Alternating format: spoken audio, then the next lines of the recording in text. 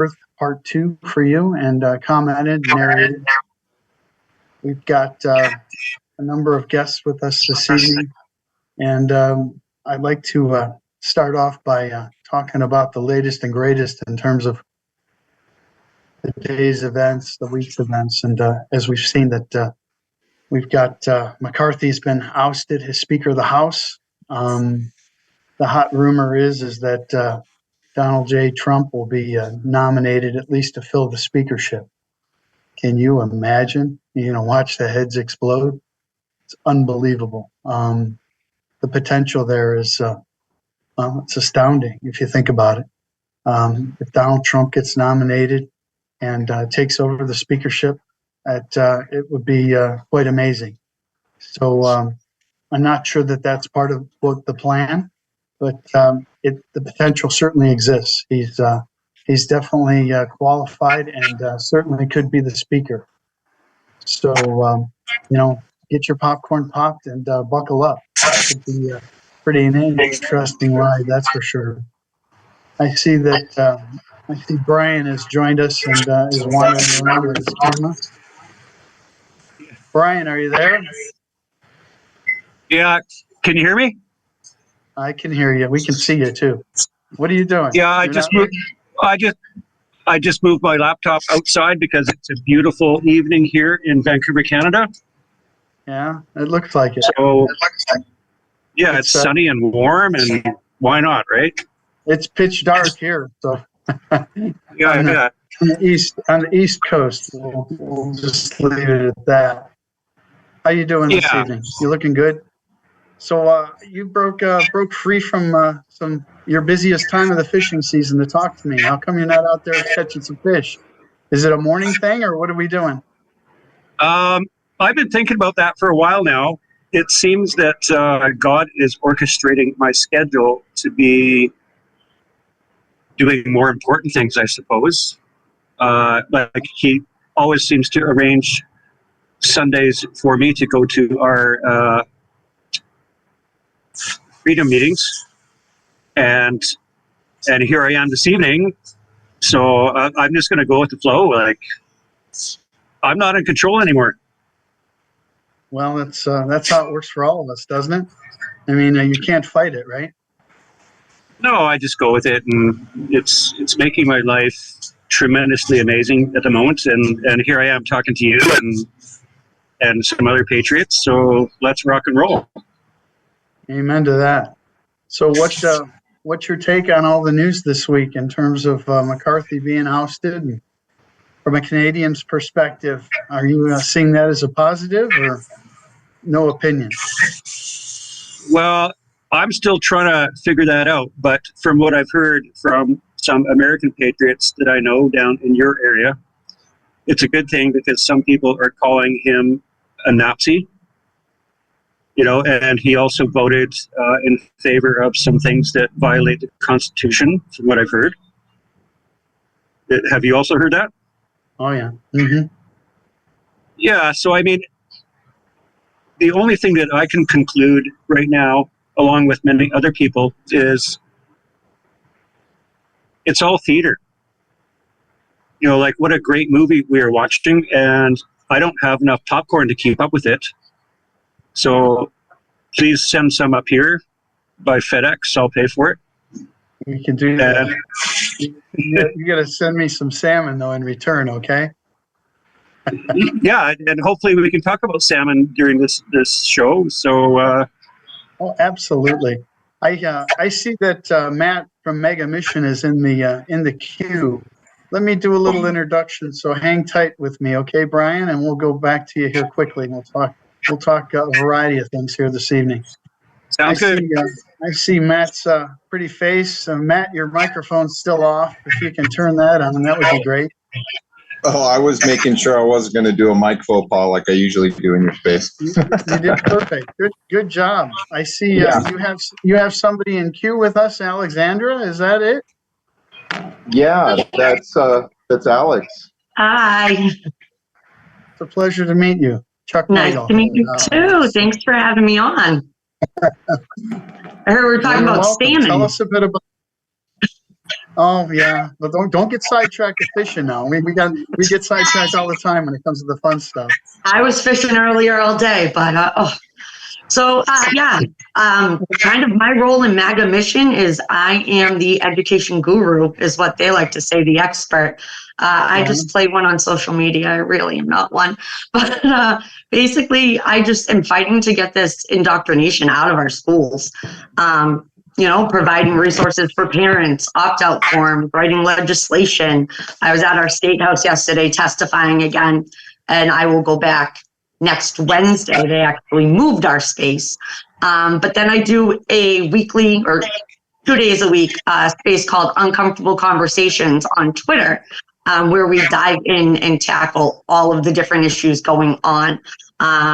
Anybody has questions, they need help, I'm there for it. It's actually gone really well. We've taken a lot of people out of their comfort zones and given them the resources that they need to save their kids in these schools. And that's kind of me in a nutshell. I got 3 small boys that I got to protect, and this is the only way I know how to. Sure. We had a guest a few months ago, Aaron O.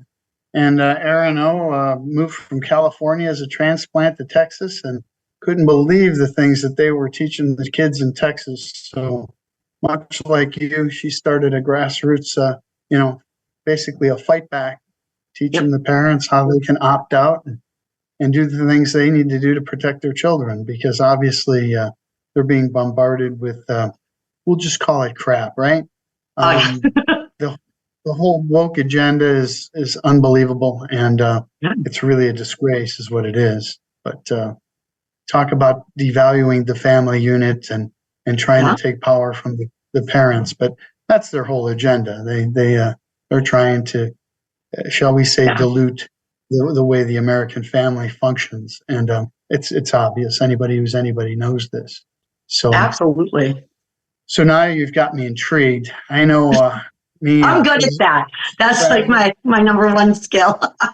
Frazzle Brian and myself, we're old salts and fishermen. You said you were fishing today. Tell us a little bit about that. So my kids and I, we went, 2 weekends ago, we had the Cub Scout fishing derby, and it was the first time they ever went fishing. So now they're obsessed. So we went Sunday and then today back down to the lake at the bottom of our street, and they just freshwater fish till, their hearts were content.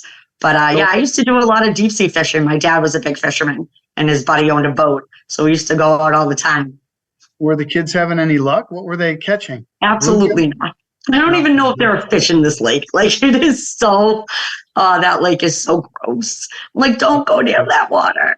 But it's more about just having fun. And today, my oldest, he's 8, moved from like the little kid practice one that has the little container on top so they don't tangle their line and stuff, to a real fishing rod. And it was my dad's. So it was really sweet. My dad passed away 8 years ago, so the boys kind of live vicariously through the stories. So being able to use that, and he loved the red hooks as the hooks he used, and we had all his bait. It was so cool.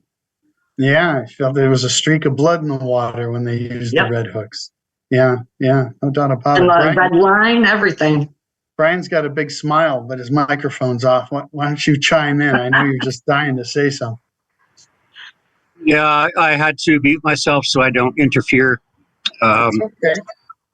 But when people talk about fishing, it doesn't matter where they are, anywhere on the land or this planet. But especially when you talk about children fishing, because that's how I grew up.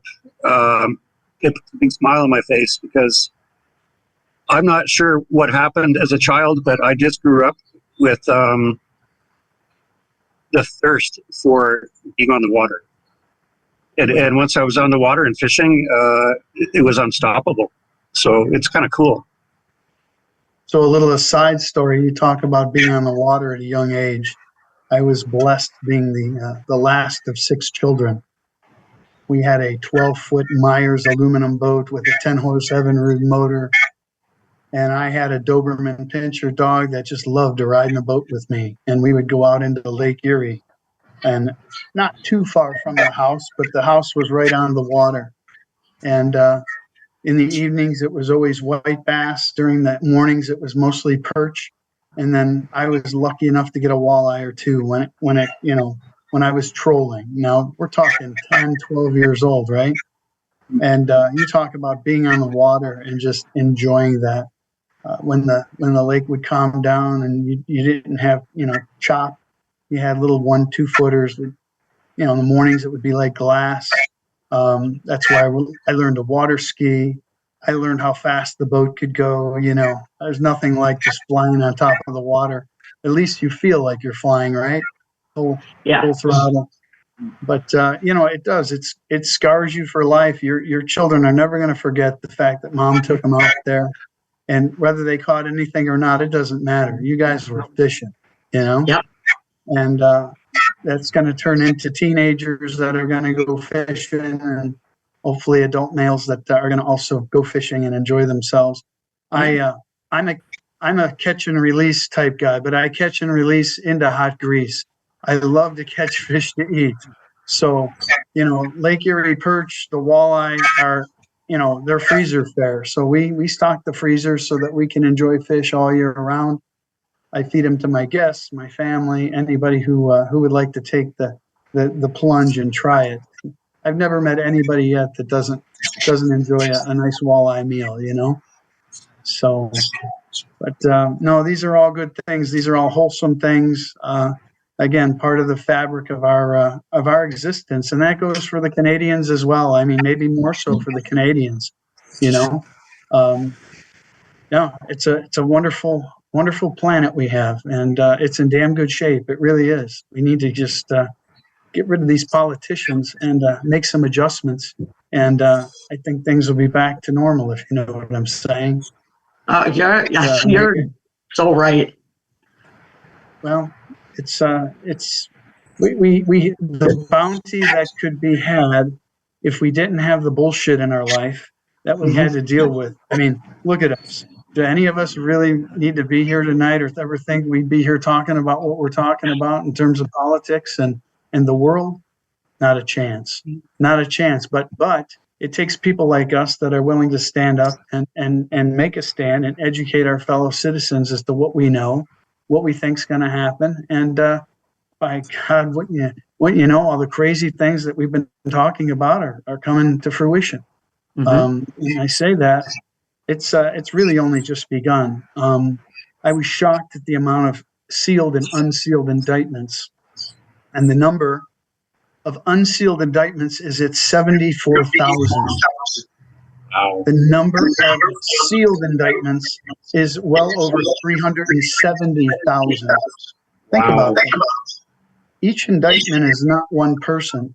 Each indictment contains from 1 to 999 people in a single indictment. So based on who's involved, this is millions of people, millions. And this is a worldwide stain. This is not just the United States. People need to understand this is a global effort to rid the world of our black hat, deep state, evil, basically treasonous men and women. And that's what it is. It's people that have been on the take for their entire careers. We see this reflected in the House and the dismissal of Speaker McCarthy. He's done some things, and enough so that he was ousted. Now the key is who goes in his place. Is this the intention of the white hats to get Donald Trump in as Speaker of the House? Because he's legally, he's a candidate, and all they have to do is nominate, and he has to go through the process. But he just announced that he would make the trip to make his pitch to be a nominated member. So, stay tuned. I mean, can you imagine the theater going on in there if Donald Trump was the speaker? Obviously, I think for the good. But, I don't know that. I guess at this point that I believe that that's the way this would go down, but maybe that's the way they wanted it. I guess we're going to find out. I think it would be phenomenal. And one of the biggest problems with the Republican Party that I hear a lot is that they sit back and they don't do anything. The Democrats they break new ceilings all the time with what they do, but we sit back and we don't do anything in return. And then we got a lot of rhinos that are still, well, there's a few hanger-oners there. And if they can get rid of those rhinos and really galvanize as a party and actually move in unison on something, they could actually get something done. But I think they just sit back and they let these rhinos, hang out and stay in there. And they always got, just a few hanger-oners in there. They just really got to get out of there. And this is something that's going to shake up and change some things, because you got either Scalise or somebody else going to step in, and then you hear Trump stepping in, and that would that would send the Democratic Party into just a flurry of. I could just see the Spartacus moments coming out. It would be amazing if just to watch them implode if he actually achieved that. It would actually reveal a lot in their own party, too. It would reveal all of those people that are working against the Republican Party, and they would expose themselves. Well, and I think that's when, the past year and a half has been all about people having to, pick a lane. And they forced them politically to decide and make decisions. And you could see by their decisions, if they were bought and paid for, if they were doing it for their own personal gain. Maybe a PAC promised that, they gave campaign money and will get to receive campaign money. They owed him a favor. Look, our national treasure, and I say this every week, has just been depleted. This money is going places it was never meant to go. And, we're talking incredibly excessive bills that have been signed without being without being read. Written in such a way that they're pork laden, and this money just goes out like it's candy, and it's wrong. And so, part of this, I call it the greatest sting operation the world has ever seen. And it's just a matter of finding these people, exposing them for who they are. And again, McCarthy was supposed to have been a good guy, if you recall, in the beginning, and he acted in such a manner, and then his true colors shown. So again, when you think somebody, and like Donald Trump experienced in his first 4 years, he was being infiltrated from the inside. I think Mike Pence was a turncoat, and basically not even at the end, but was giving information away. Secret information about what the plans were and who they were against, and what was about to happen. So from the top down, from the top of the pyramid all the way down the food chain, you've got people on the take, you've got evildoers, self-centered individuals, and basically people that are not working in the best interest of the United States. It's really sickening. It really is. Well, Chuck, isn't that a playbook like right out of the Art of War or something? Make sure your enemies think that they're safe and secure and then at least have a few infiltrators or people in your own empire or organization. I don't care what it is, from organization to a government party. I mean, you just have a few people in there. That's all it takes. It's just a few people that are working against you to slow you down, to put roadblocks up, and to maybe whisper in people's ears, even to try and sway opinions. It's very, very devious to allow people that aren't working towards a goal to remain. If they're truly, if they want to be Democrats, if they want to fight against the movement, then go join the other side. But that's why they're there. They're there to slow you down. They're there. That's their job. That's their goal. Yeah, and it was well planned. I mean, this is 70 years in the making. Let's face it. They infiltrated our government. They ran under the guise of the Democratic Party and the party of JFK, which no longer exists. It's been hijacked by the Marxist left, and it doesn't take a rocket scientist to see all this. Thank God we had, lifer-type generals in the military that did see this and knew that their responsibility was to the country. So again, behind the scenes, they did what they needed to do. They modified the Law of Wars manual. They set the stage for someone like Trump to be elected so they could come in and expose the deep state left. expose all the evil doing that they've been doing, and none worse than women trafficking and child trafficking. And we talk about the war on drugs and the Nancy Reagan years. I mean, she was just scratching the surface. God only knows what, this has just been going on since the mob days of the 50s. It's time we rid ourselves and rid the world of this type of human being. Yes, they're Americans, but there's good and bad in every society. And I'm a very proud American, but I'm also very proud to say, hey, this guy is human debris. It's time he goes. And I think all of us have to sit back and make those judgments. It doesn't matter what color their skin are, what gender they are. Hillary Clinton is probably one of the most evil individuals I think I've ever studied. And I say study. It wasn't, you listen to the media. She's she was a presidential candidate, right? We're all deplorables. Not the case. Not the case at all. Alexandra, do you have anything that you want to add to that? Well, the Hillary Clinton thing, aside from her just being like the worst person that's ever lived, her outfits just always bothered me. Having to see her and listen to her voice, it made it that much worse, that how evil she was. But up here so I'm in Massachusetts. One of the things I've been doing a lot of is pulling surety bonds on our elected officials and really calling them out, being like, you are putting our kids in danger. You are violating your oath of office. You are breaking your surety bond. Like, it's not a joke or a drill. I see you driving that fancy car. I'm going to own your fancy car. Like, let's do what we came here to do. You were elected to represent us. You were put into these seats because you lied to your constituents. Well, you know what? Time's done. It's over. Like, in Massachusetts, you can't get any more liberal unless you're in California. And the rhinos are out in full force. That calling them out, exposing, especially what's going on in the schools. And you had just mentioned about women trafficking. I mean, DCF is so embedded in our school systems. And now that they can take your child if you don't provide the gender affirming care, you're hit with child abuse charges. And you'll never see your kid again. They go right into the child trafficking ring. It's disgusting. The stakeholders that are in it, the big players that people would never imagine, need to come out. We need to start boycotting, protesting, and not allowing them to continue to keep these legislators in, or these bills are just going to continue. I mean, I swear AI is writing them, or Chat GPT, because they're coming out hand over foot. And like you said, half of them don't even make sense.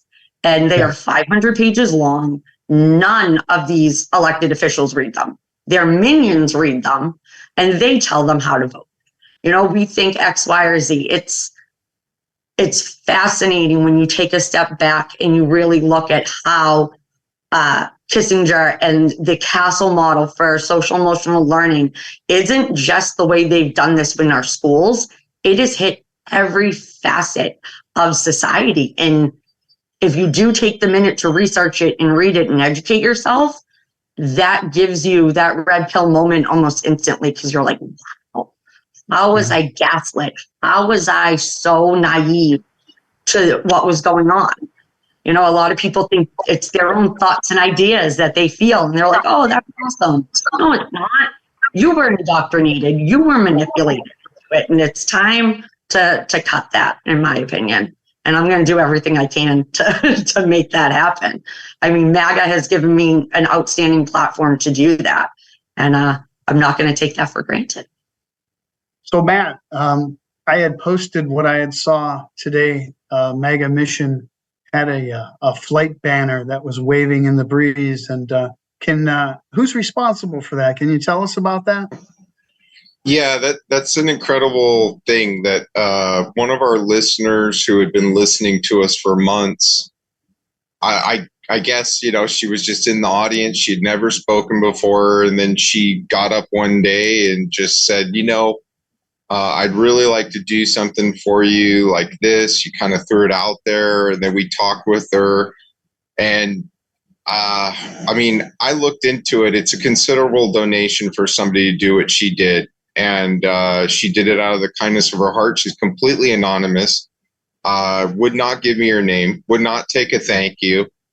And we are fighting against child trafficking. We're working with different groups on that front, and I truly believe that what Alex is doing is so vital, because they are trying to change what our children are being taught in schools, to where within a generation we're going to forget everything about. I mean, we have to teach our kids about how the country was founded.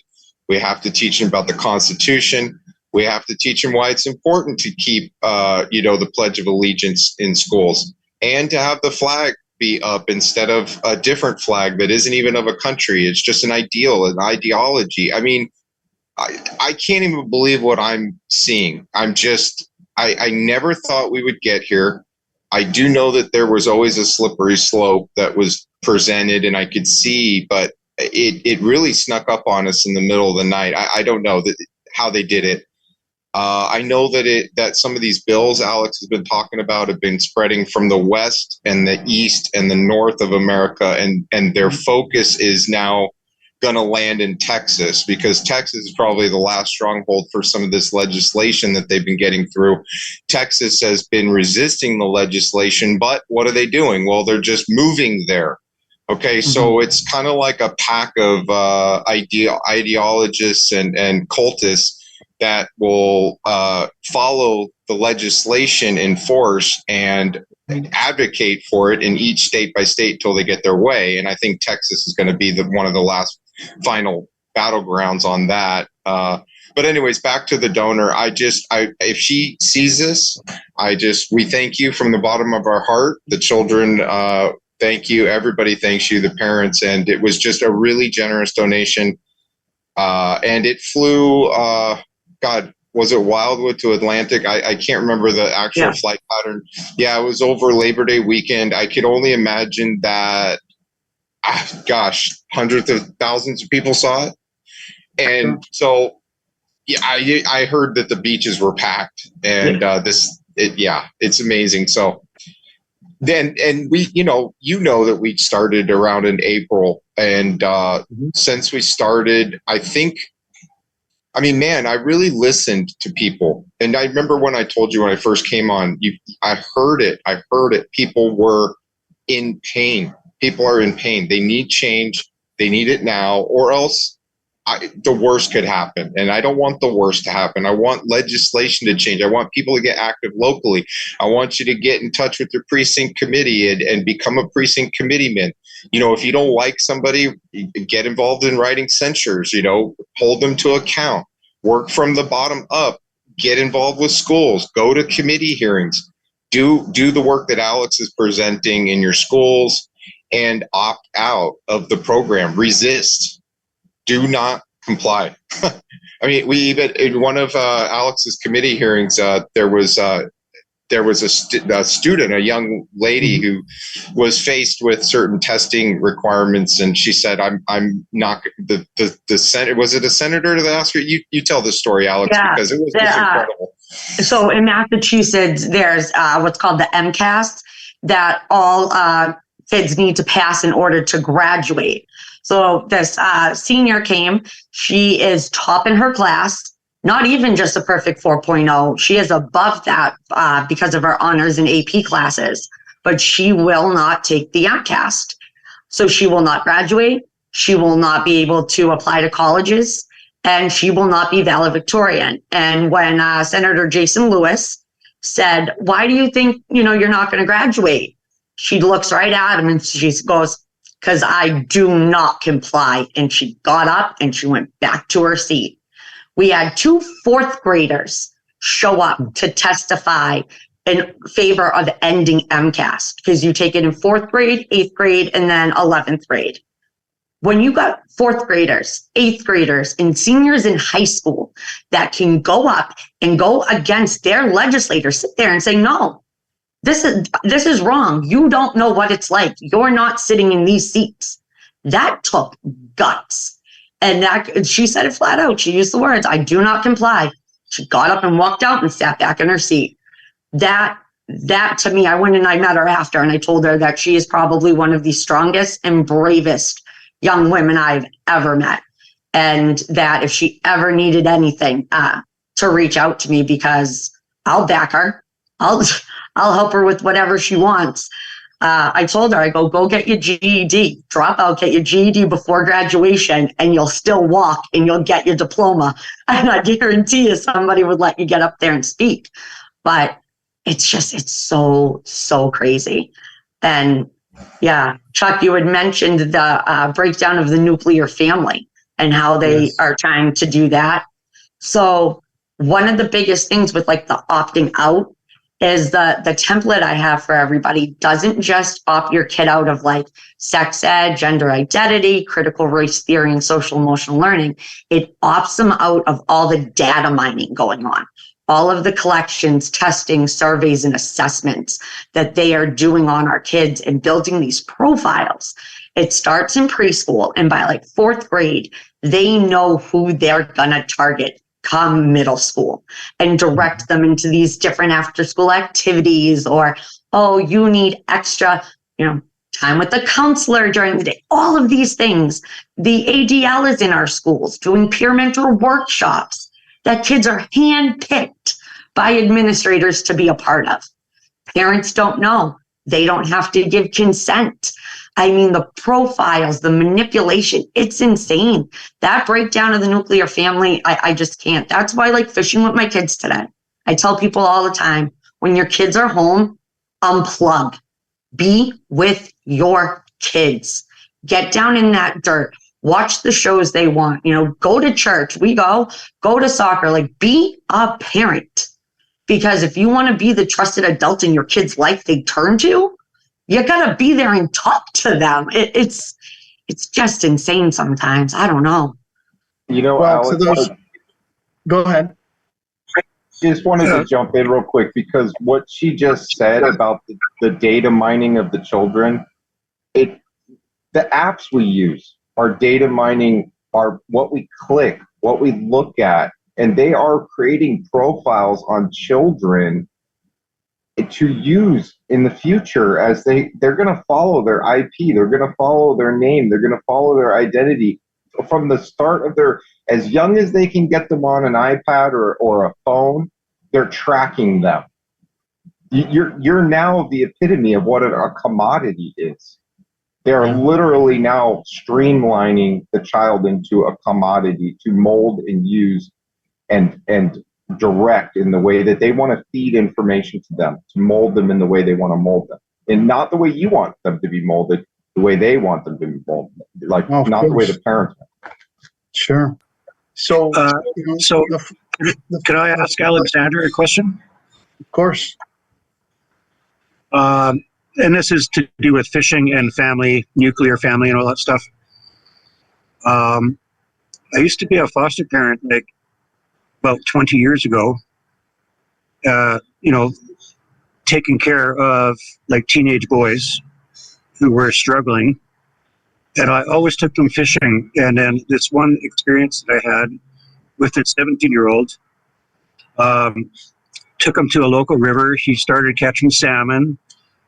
And then he was removed from my house because he reached the age of maturity, or 18 or whatever.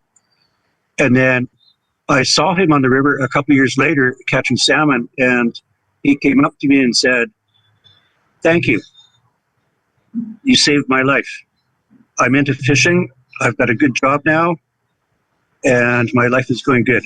I'm off drugs and all that stuff." So these are really simple things that we can do, like getting kids outdoors.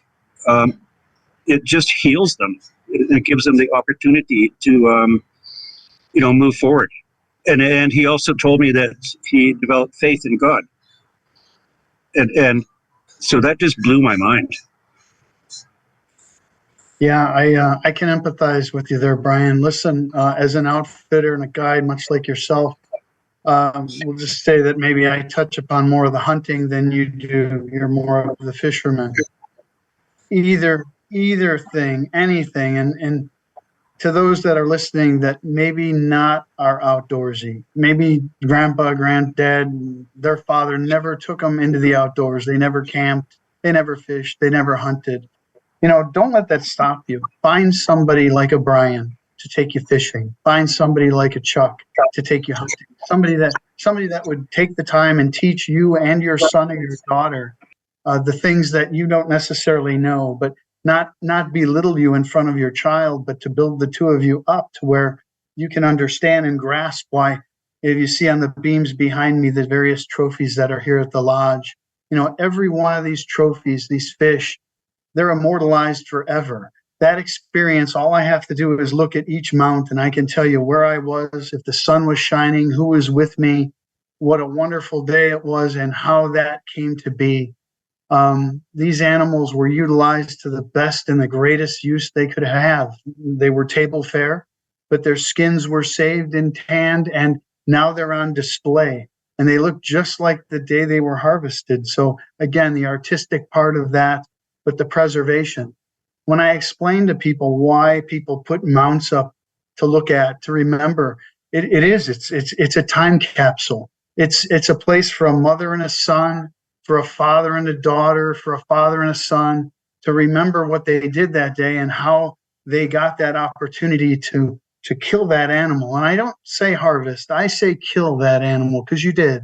You killed that fish, you killed that animal, but now you've brought it full circle. That animal is somewhere, whether it's your garage, mama doesn't let you have it in the house, maybe it's in your basement, but it always brings back a memory. It sparks a good time, a camaraderie time.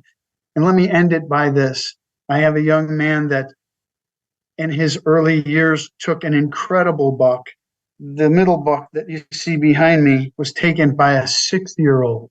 Now somebody says, well, how can that possibly be? Well, this 6-year-old was in a state that he was allowed to shoot a crossbow. And he was taught how to shoot BB guns and things, and he knew how to look through a scope. He was given an opportunity one day to go on a hunt. Nobody ever knew this animal existed. And it was during the rut, which is the time when the males go out and search for does to breed. This animal came into a perfect shooting lane, an opportunity in a ground blind for a 6-year-old to draw down on that and to fire. It took 2 days to find that animal. That animal was recovered, was salvaged, all the meat was utilized, the skin, and to this day, 20 years later, you're looking at it in the lodge, and I'm telling you the story about it because there was a time when that 6-year-old grew up and said, do you remember when I took that big deer? Yes, I remember. Do you know how I felt when I went to school and all the kids saw the pictures? They were jealous. I was like, I felt like I was the king on top of the world. This same young man took a bear at 10 years old. Now, there's one thing to take a deer. There's another thing to take a bear. Again, there's a sense of accomplishment, the sense of pride.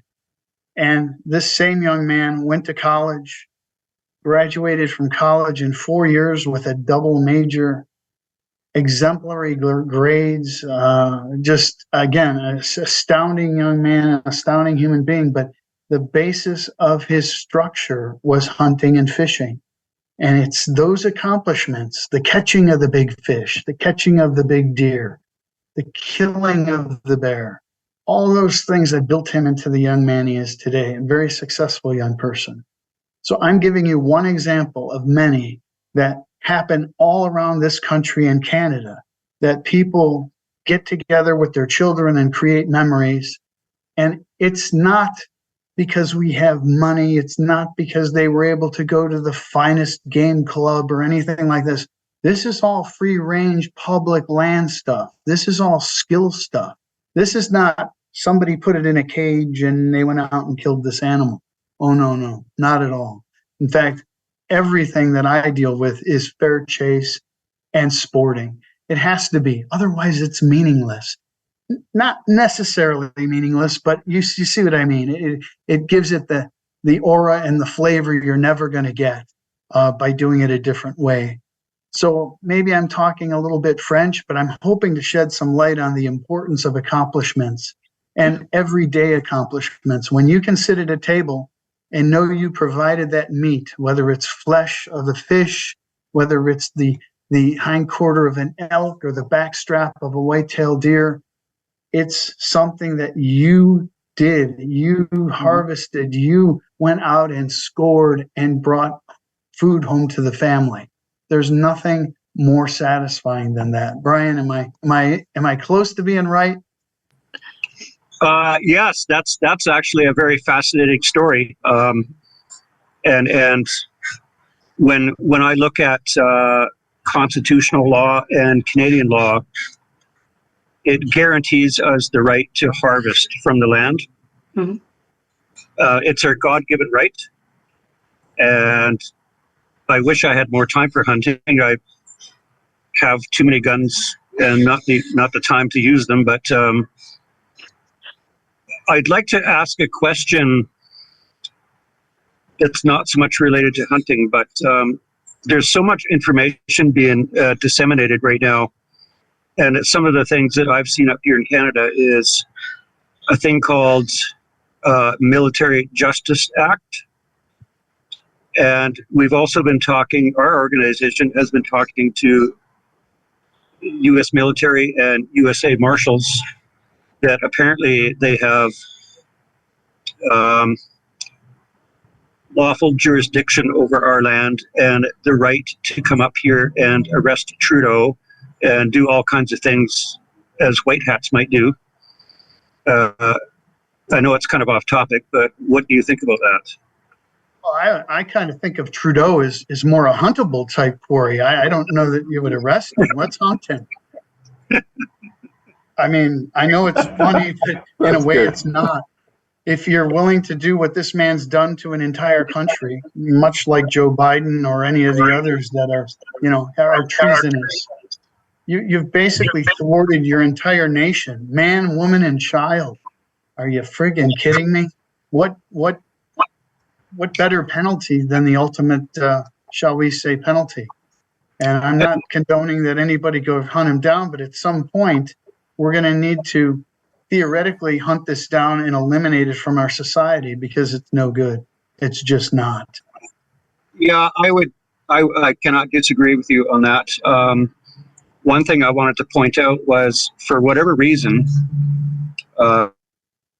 this man up here in Canada called Brian has experienced incredible and witnessed incredible things over the last few years, or perhaps 7 or 8 years. I remember one time in 2015, right after Trudeau got elected and went on a countrywide tour on mainstream media, my 13-year-old daughter got blessed with the opportunity to ask him a question on national TV. Mm-hmm. And so I got to see that man like 3 feet away, when she got a selfie with him that I took. And then I met the other Trudeau last year, I believe, at a public event. There was zero security, and this event happened right beside a police station, and there was no police present. And when I approached that thing, I realized that it was not the same man, and that begs the question of, I don't really believe in clones, but there's something really creepy going on, like body doubles, that kind of thing. But and I've heard lots of posts that there's many different fake Bidens. Like, what do you think? I think you're spot on. There's many different Donald Trumps. When you see Donald Trump in a public setting with a red hat on, that's a body double. That's not Donald J. Trump. At this point, I'm going to tell you that Donald Trump, General Mike Flynn, all the ones that are primarily in the whole Q movement, PSYOP of the white hat realm, and that's the best way I can describe it, are protected. They have to be. And whether it's in Cheyenne Mountain, wherever the military is held up, and wherever the military and its commander-in-chief is running things, and that commander-in-chief is Donald J. Trump. It's not Joe Biden. I'm telling you that it only makes sense to protect the real versions. That said, nobody wants to see anybody double get shot thinking he's the wrong or right one. But it's a calculated, necessary thing that needs to be done. And you're absolutely right. Whether they're close in terms of what they look like or not, most people aren't analyzing like you and I are. They're just not. It just makes sense. So does it shock you that I would agree with you, or are you just pretty much resolved to the fact that it's probably the case, Brian? Yeah, I would certainly agree with that. The people that are white hats need to be protected, and maybe who knows where they are, but this needs to happen to drain the swamp, as a famous man once said. Mm-hmm. Do you think that famous man may be Speaker of the House here shortly? Well, that's gonna be most interesting, because as a Canadian, I mean, I'm very well aware of American politics, and perhaps I know even more about the Constitution than most Americans, but I am not very familiar with the role of Speaker of the House. So if you can help me out with that, that'd be nice. So the Speaker is third in line to the throne, the presidency. You've got the President, the Vice President, Speaker of the House. So let's say the Democrats decide they want to start playing musical chairs, and let's say that we've seen the best or last of Mr. Biden, and this continues. The continuation is what? So I see Kamala Harris taking Dianne Feinstein's place. Dianne obviously recently passed away. I'm sure things are warm down where she's at right now, if you know what I mean. Let's say that Newsom then takes Kamala's place, okay?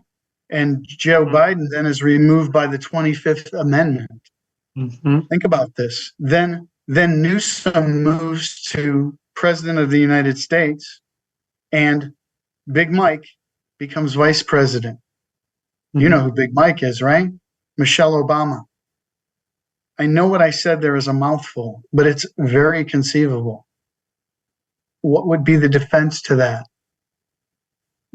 Before the election, it would be the nomination of Donald J. Trump to the Speaker of the House position. He could thwart and again hold these people's feet to the fire regarding the lane they chose, and systematically start to eliminate these people from their seats because they don't deserve to be there. So this could be the start of the end of the pyramid that is Joe Biden / the Democratic Party. And yeah, and sorry, that video that you wanted me to watch earlier with Derek. Yes, sir. He mentioned something about the Military Justice Act and the Commander-in-Chief and all that stuff. And apparently since 2016, the military has been in control. So, I mean, I'm aware of this, and some other Canadians are, although it's quite complicated. But, you know, like, I'm just seeing that there's so much theater going on right now. It is hard to navigate at times. However, I'm enjoying the show. So Donald J. Trump put out a message, and the message was simply this. It was a quote. The quote was, "May God have mercy upon my enemies, because I won't." And it was signed General George S. Patton.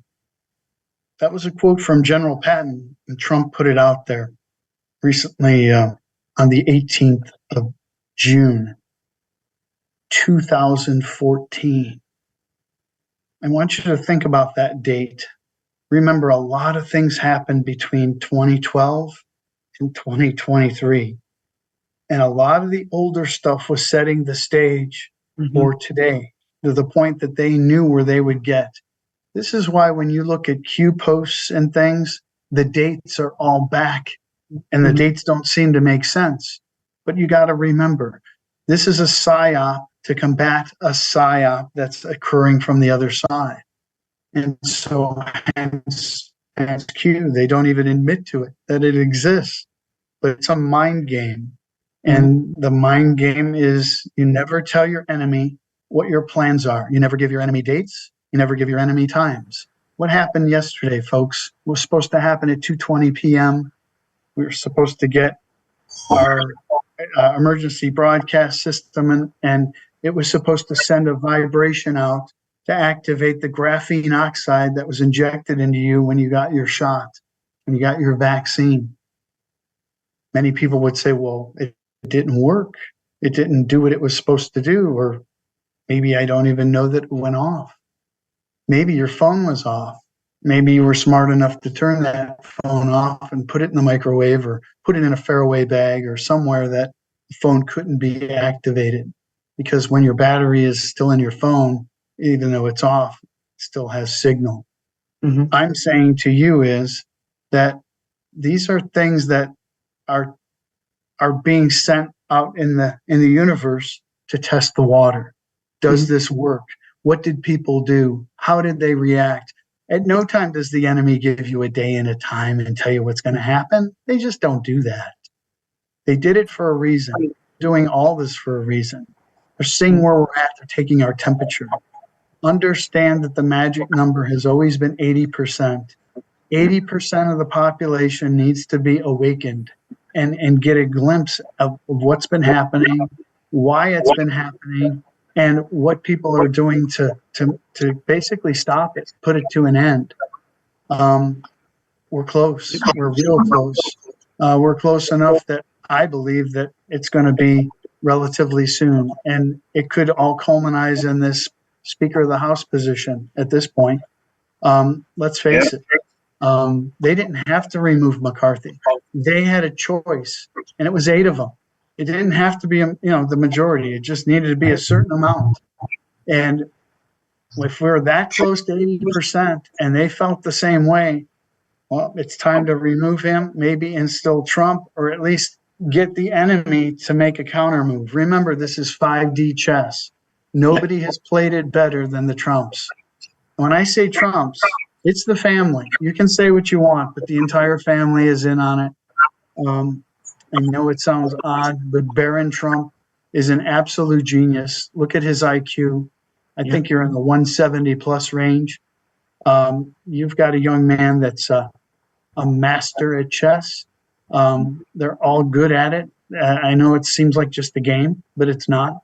And I think we're going to be shocked to learn who participated in this and who advised in certain things. Obviously, the military is a big part of it, but the leadership role, the risk that family's taking by kind of putting themselves out there, it's unprecedented. Where in history have you seen an entire family sacrifice for a country like the Trumps have done? You haven't. You just haven't. You can talk about the monarchy and the king and the queen and all that, but this is a billionaire family who had everything. They didn't have to do a thing. They just needed to live their lives, and they would have been fine. But they risked it all. They risked their lives. They risked their wealth. They risked their name. Why would you risk all that? For what? To lose? These people aren't going to lose. There's no way in hell they did this. And it's a wonderful thing. Exactly right. For the love of God. But I think you're going to find that what motivated them the most is the children. When you find out what these people have been doing to the children of the world, not just the children of the United States or Canada, but the children of the world, when you find out what's been happening and you study it, I think you're going to see that was the motivator in everything. It has to be. Otherwise, we're no better than the animal that lives in the woods next to us that we hunt and kill.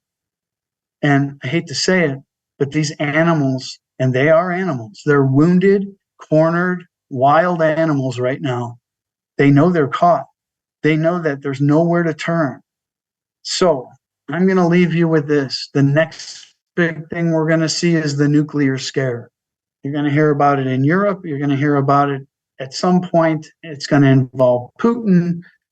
Remember, who rallied the world? Who rallied and did the capitulation tour? Who gave him the ball, which represented the globe, and said, here it is. Tell me what to do. Putin. Putin is a good guy in this case. He's on the right side of history. For the Trumps to rally all the world leaders with our military and basically say, look, we're fed up, help me, and we'll clean house. I mean, how good does it get? And for Canada, we've always been so tight and close, and to have Trudeau and know that Trudeau was a piece of shit like our deep state, basically one and the same, and to know that he's going to be cleaned up too. I know it. I see it brought a smile to your face, Brian. You know it's true. And look, it's time. It's time that people stood up. It's time that people realized what we're facing, and it's the best time I think ever to be alive right now, because this is unprecedented. Hundreds of years, and nothing like this has ever happened. Not to this extent. This is greater than World War II, anything we've ever been in. And the beauty is it's all clandestine. It's behind the scenes. You have to find and fight to figure it out. And it's something new every day. Matt, am I crazy? No, it was funny that when you were talking early on, it reminded me of Mad Magazine and Spy versus Spy, even when I was a little kid. It's the PSYOP always against the PSYOP. And I think this has been going on for long, well before I was born, I think. But what really ushered it in, Obama really, when you control the media, I mean, these are Marxist playbook things. When you control the media, when you control the children, when you control certain aspects, and then as they've been, COVID ushered in a whole other era. But I mean, you go back to when the media was allowed to, news is not the news. It's just entertainment now. These are entertainment companies swaying opinion with entertainment. It's not really the facts. It's half truths, leaving out vital information for people to understand the truth. Then they're feeding people what they want them to know. And conservatives right now are under threat. The children are under threat. They've literally named parents terrorists. They've named the MAGA movement and also conservatives and patriots as terrorists. They've succeeded in that. They ushered in the Patriot Act, which ushers in it laid the foundation for where we're at right now. And like you said, it's a masterful game of chess, and it's a long game. It's not a short game. It's a long game. And every move has a ramification. And but I think, like you said, I think there were a lot of things. You mentioned the greatest show on earth. I know Brian said he's going to get his popcorn out to send him. I don't know if he likes caramel, lightly salted, or what kind of popcorn he likes, but it definitely is the greatest show on earth that we're seeing unfold. And you mentioned a lot of things. And yes, Trump's capitulation tour, some of the virtue signaling that you saw, where he was placed at certain positions in the room, showing that he was at the head of the table and not at the end or on the sidelines. He was the main person, that he was the head, and they showed that. Like when Putin handed him the ball, that was a signal. He was signaling. All of these things are signs. And I can't wait for this to come to fruition. I really hope that we pull through, and I want people to have hope. And like Alex is showing people the tools, we're trying to bring the tools to the people so that they can fight from the ground up, because all this is pressing down on you. The only way to push back is to push back from the bottom up. I mean, I'm not at the head of the table in politics. I'm at the ground level, so that's where I do my fighting. Is at the local level. And I hope people, states are also taking away. Some states are getting rid of the machines. Other states are getting rid of mail-in voting. Some are making it mail-in voting only. Everybody has to get on the same page when it comes to voting integrity and election integrity, or else the country is lost. We need to have election integrity. Without that, the people, their opinion, their voice is not being heard. That leads to apathy and anger and revolt. And if they keep it up, it's not going to work out for them. I know that.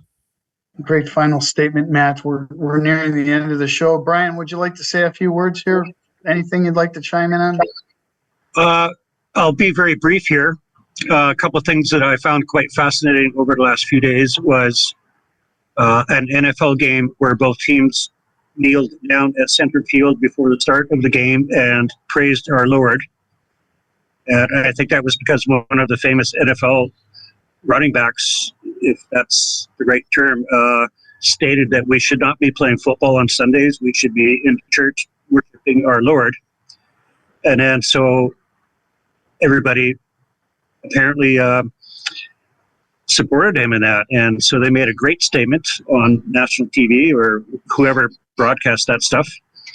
And the other thing that I discovered yesterday was that the Corporation of Canada, prior to 2013, was listed on the U.S. Securities Exchange as 8880, and it was purchased by another corporation and reflagged as 8888. So we are not a country, and apparently Washington, D.C. is not a country either, obviously. But there's a lot of stuff that's unfolding right now, which is most interesting. So, you know, there's just Look, that's all. That's it. I can't thank you enough, Alex. I'd like to have you back again. We'll set something up. It really was a wonderful show. Everybody's participation. Again, I wish we had more time, but we don't. So again, God bless all of you. Have a great week, and we'll talk again soon next time. Okay? Take care. Thank you so much. Bye bye. Thank you, Chuck. See ya.